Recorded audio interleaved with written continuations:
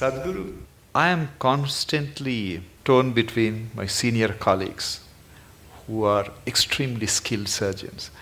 Sadhguru, on the heart, there are some procedures which are done by very few people on this planet.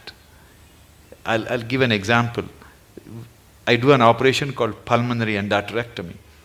That's the blood clots from the leg goes to the lung arteries and it clogs up all the arteries. So 25 years ago, there was no cure for this. And once you're diagnosed, you're destined to die within a year. Today, people who are on home oxygen for 2 years, 3 years, you do the operation, they can go back to skydiving or they can go to scuba diving. That's the transformative effect. But there are only 50 surgeons, less than 50 surgeons in this world who can operate. And like this, we have some of my colleagues who are extremely gifted surgeons. They are in their 50s now. And some of them are constantly talking about retirement. Especially one surgeon who is an extremely gifted surgeon who can fix any damaged valve. He is single. He has no other commitments. Every other day he talks about going to Benares or somewhere and retire. And I keep telling him that God didn't create him to retire and meditate. He has to be fixing all these problems.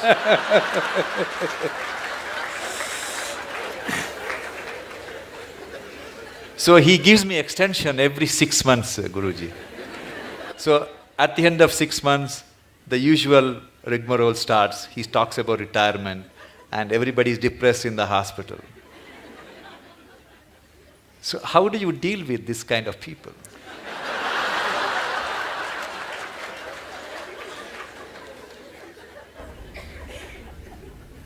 You must give him a 1-year sabbatical with me. Yes, because the need or the idea of retirement enters anybody's mind because of the monotony of what they're doing, whatever it may be. Somebody else may think it's a great thing, but in your experience, somewhere it's becoming monotonous or stagnant. Stagnation is one thing that human intelligence and human system cannot take, and most of the ailments are because of stagnation of life. They may be getting their, once in 3 years promotion, they may be making a little more money, all these things may be happening. But somewhere experientially there is a stagnation, which could be a major cause for many of the complex ailments that people manufacture within their systems.